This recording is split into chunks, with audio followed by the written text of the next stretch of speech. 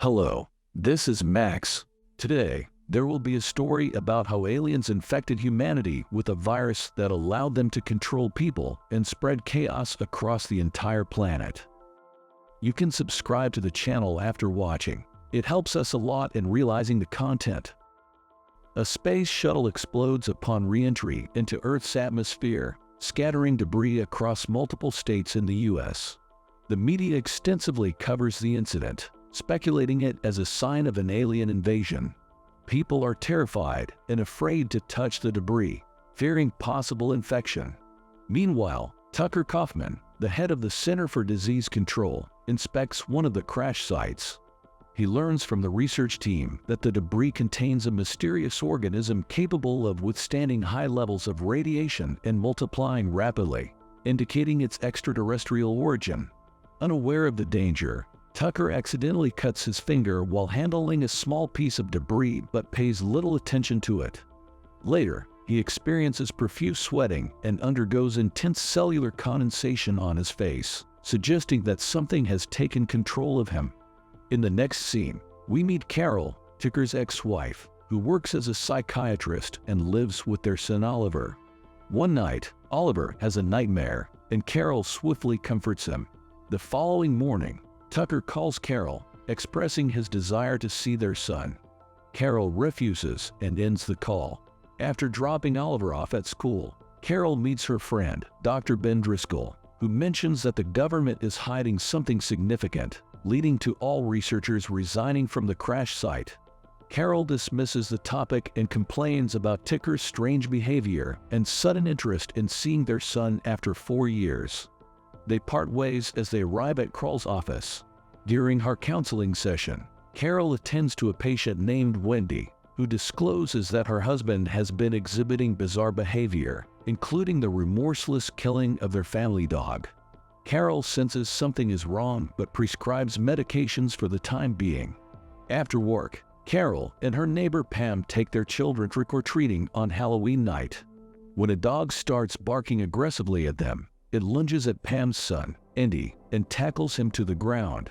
Surprisingly, Andy remains unaffected and squeezes the dog's mouth until help arrives. Back at Carl's home, Pam expresses concerns about Andy's strange behavior, suggesting he may have lost his emotions. Carol reassures her that it's normal for children his age. Suddenly, Oliver screams from another room, and Carol discovers a strange piece of flesh protruding from his hand. Worried, she takes it to Driscoll's lab, where Dr. Galino, a renowned scientist, starts conducting experiments. Meanwhile, a mysterious virus begins ravaging the country, causing thousands of deaths each day. The cause of the virus remains unknown, leading to an emergency meeting in the Capitol, attended by prominent researchers. Tucker Kaufman, who is leading the emergency meeting, emphasizes the rapid spread of the new virus and the potential recession if no action is taken. He proposes an inoculation program as a solution. Meanwhile, infected waiters contaminate the tea in the kitchen. Later, Carol reluctantly agrees to let Tucker spend the weekend with Oliver. On her way to his house, a terrified woman seeks help but is tragically killed by a car before revealing the cause of her fear. The police dismiss Carol's willingness to testify, fueling her suspicion that something terrible is happening in the city. She drops off Oliver and leaves. That night, Carol and Driscoll attend a party and have a conversation with diplomats, including Dr. Belichick and Ludmilla. They discuss the dark side of human nature. After the party, Driscoll tries to kiss Carol, but she declines, wanting to preserve their friendship. The next morning, Carol notices people frozen as if their souls have been taken away. At work, she discovers that all her clients have canceled their appointments. Driscoll calls to inform her about the test results of the skin patch. Carol rushes to the lab, where Dr. Galino explains that the spores in the skin sample take over the human brain during sleep, causing instability. Sleeping is forbidden until a cure is found. Meanwhile, Ludmilla alerts Driscoll about Dr. Urish's strange behavior. They rush to Urish's house and find him in a terrible state. Urish attacks Carol, but Driscoll intervenes and causes him to die. Carol becomes frightened and hurries to retrieve Oliver. She finds Tucker in a meeting, assuring her that Oliver is playing at his friend Jean's house. Unconvinced, she searches for Oliver, but is surrounded by the men from the meeting. Tucker infects her with his saliva, but she manages to escape and drives recklessly, resulting in an accident. When Carol exits her car, she is pursued by a group of infected individuals. However, she manages to evade them and enters a subway station. On the train, filled with expressionless passengers, Carol receives a distressing message from Oliver, urging her to save him from Tucker. A fellow passenger advises her to suppress her emotions to avoid detection. Infected passengers enter the compartment and engage in a brawl, but Carol escapes.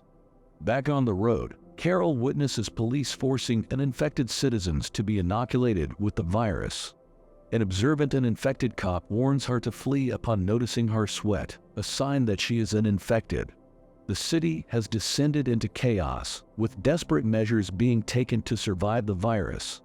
Carol rushes to the Belichick mansion, where Driscoll and Dr. Galino continue their tests.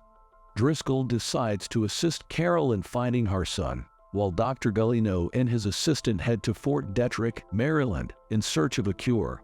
They all agree to stay awake, fearing they may have been infected. Later, Carol and Driscoll witness Wendy being forcibly taken by the cops, but she remains unaffected despite being zapped. They discover that Wendy's brain illness, encephalitis, has granted her immunity to the virus. They steal a police car and search for Wendy's medical profile at Carl's office, discovering that the virus targets healthy brains to feast on and multiply. Carol receives another text from Oliver, revealing his location at his grandmother's house in Baltimore. She confesses to Driscoll that she has already been infected, but he assures her that everything will be fine. Driscoll drops Carol off at the train station before the city is sealed, and she boards the train to Baltimore. On the train, Carol encounters Jean, Oliver's infected friend, who is also heading to meet Oliver. In Baltimore, Tucker arrives at the station to escort Carol and Jean to his mother's house. Carol explores the house and finally reunites with Oliver, who is still uninfected due to his sleeping disorder medications. Jean tries to infect them but is repelled by Carol. Tucker discovers their escape and pursues them.